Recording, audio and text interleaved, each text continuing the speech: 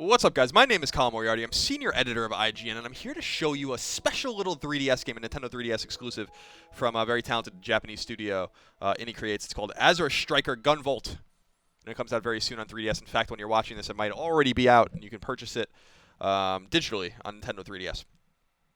So just to start things out, unfortunately I will not be able to show you the bottom screen with this capture. You only see the top screen where all the action is, but there is some stuff on the bottom screen, and I'll point that out as we go, just in case you kind of want to know what's going on. So you might know Jose Otero. He does Nintendo voice chat here at IGN. He's in charge of our Nintendo coverage. This is his save on one of our debug kind of capture units for 3DS. I wasn't able to bring my completed game save for my personal 3DS over, so I do apologize about that.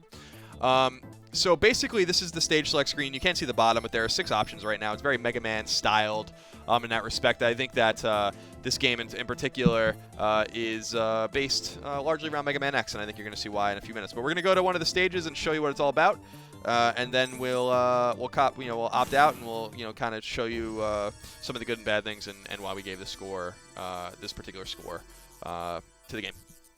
So, in short, I think the game's a lot of fun. I think it's very action-oriented. It's fast, but not too fast. It's not slow and plodding like Castlevania. It's obviously not quite as rapid-moving as, say, Sonic.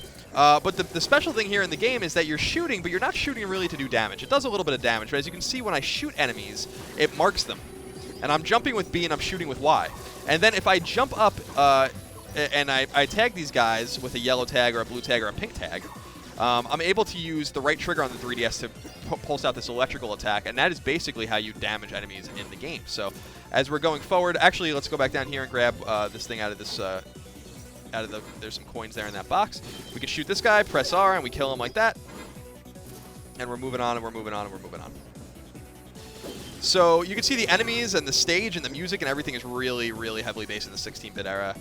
Very, again, Mega Man X style. I think that this particular stage is very reminiscent of that intro stage, that famous intro stage in the original Mega Man X, actually. One of the disappointing things that you might be able to see in the game is that there's just not a lot of enemy diversity. And this isn't a problem on this stage. This is a problem everywhere in the game. Oop. So let's try that again. I want to get into this box here if I can. So I'm taking a little damage. I want to get that medal. That medal is important because it gives you more options later after you beat the stage to select items that you can synthesize into special equipment. So we're moving these kind of yellow portals to kind of get going quickly. We'll use them to get up. Ooh. Taking a lot of damage. Now, one of the cool mechanics here that I want to explain to you guys, let's kind of take a lay of the land real quick. In the top left, we see a score, and we'll have more on that soon, but underneath that is a health bar, and then underneath that is a percentage, and right now it's going back up to 100, and it's back up to 100. Now, every time I use the electrical attack, it goes down, and it will come back up automatically, but I can also double press down on the D-pad, and that will bring it up automatically as well. But you'll notice that, in fact, and this is kind of the clever hook, I think, in the game, that percentage meter is actually tied to everything. So it's even tied to the damage you take, and it can withstand damage if it's high enough. So I'm going to show you what I mean by that. I'm going to sacrifice my body here and show you just a little bit of what that's all about. Let me grab that medal. Now watch, if I start with 100% and I jump into this enemy, it goes to 76%. You'll notice that I don't take any damage as a result. So basically that percentage is tied not only to this electrical attack, but it's also tied to the damage that I take. And so you really want to monitor it and balance all that kind of stuff with your offensive and defensive skills to make sure that you're never, low on energy, because you actually start taking some real damage if you're not careful. So we're moving forward some more. Oop.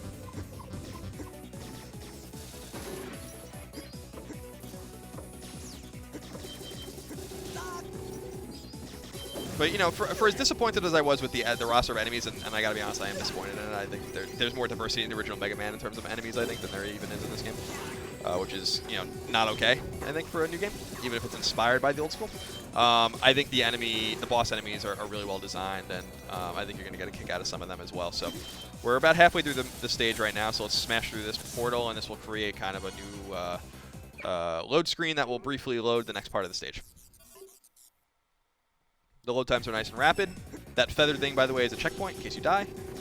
You won't be dying too often. The game's not very hard. I think it's got a nice difficulty level. It's not not outrageous by any stretch of the imagination.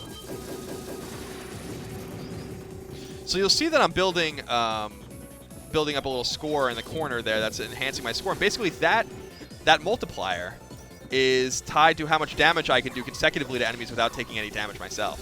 And I think they call that kudos in the game. And this will directly tie into making your score higher, which will give you a higher grade, and etc. and so on. And I just reset it, as you can see there, so I lose out on that. And you also get more points for attacking in the air, for instance. You see plus 30 airstrike, and doing some really nice finesse attacks as well. So we're moving, we're going. Let's get this guy. So we're basically using our gun to tag these enemies.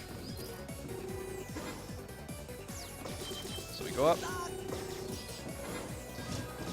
So the temptation here is obvious, right? You wanna kind of play it like a Mega Man game. You want to run and run and gun. I sure do. But it's just not. The game's not meant to be played like that. You can play it like that if you want, but it's going to make it very challenging for you, and it's just not meant to be played like that. The fluidity comes from using, tagging enemies and using that basic electrical attack right there. And you can see I level up. There's a leveling system. You can't see on the bottom screen that I have an experience counter. But it's there, I promise. And basically what that does is gives you more skills as you level up, and it also increases your hit points, which is very valuable later in the game when some of the enemies really pack a punch.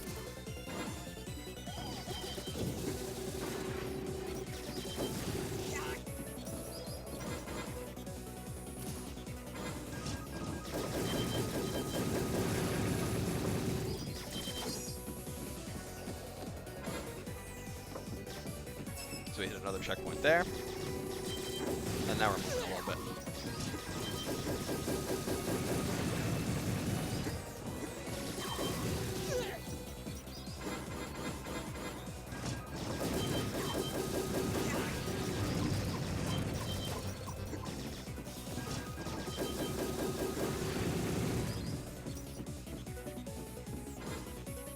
So we're moving on, and we're moving on, and we're moving on. Oh, so I only have one double jump. You got to kind of use the D-pad to really direct yourself here. Oh, let's see if we can do it. There we go. Perfect. We'll just kind of get out of dodge.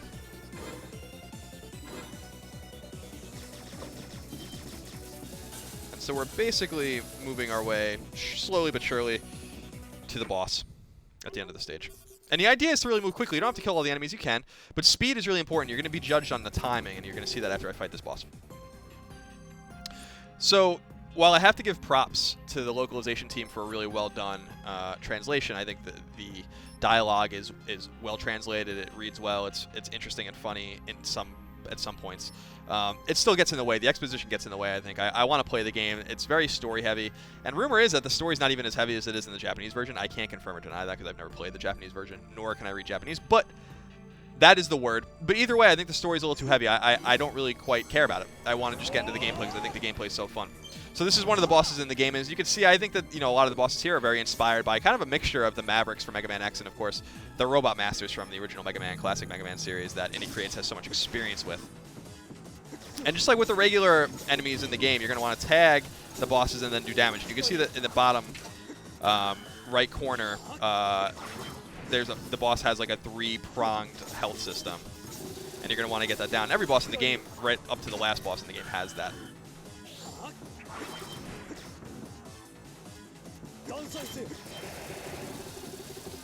So when he does this particular attack, it's the best way to do lots of damage to him. And you're going to use your own thing to repel his own attacks. And one of the things you're going to be, start to do instinctively is you're going to start nailing the bottom, down on the D-pad to refill your meter often. It's going to keep you healthy. It's also going to allow you to use more of your electrical attacks. Jump. Okay.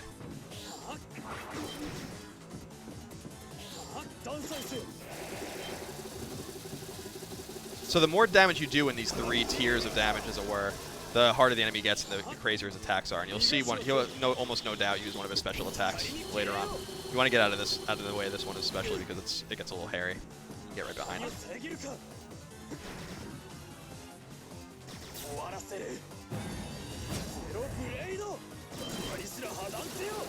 So you can just stay down here like this and then refill your own health to take the damage there. It's a little balance.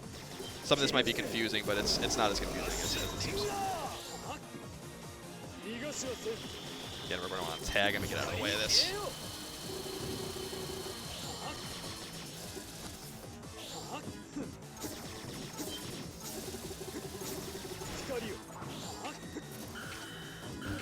Oh, some damage there.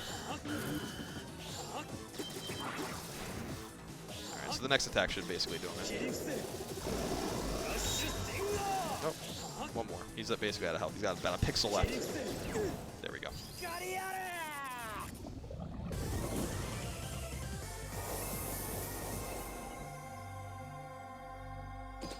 So that's basically the game, my friends. Azure Striker Gunvolt. It's a special little game on 3DS. It's got some problems. Enemy diversity problems, I think, are pretty staggering. I think the story gets in the way. I also think the upgrade system's a little half-baked. But I really like how it keeps you coming back for more with the scores and the ratings. As you can see here, I'm getting different ratings based on my speed and how well I did and the multiplier and all that. Rank B, not great, not bad. You also get bonus tries that allow you to select items on the bottom screen, which you can't see right here. But that's basically the game. So come to IGN and check out our full written review. The game should be available around the time that you're reading or seeing this anyway, so you can go download it for yourself and give it a try. Indie is a very talented studio. They definitely have a lot of great games coming out, and they're working on Mighty No. 9, which is very exciting as well, and that will be coming to lots of different consoles and handhelds next year.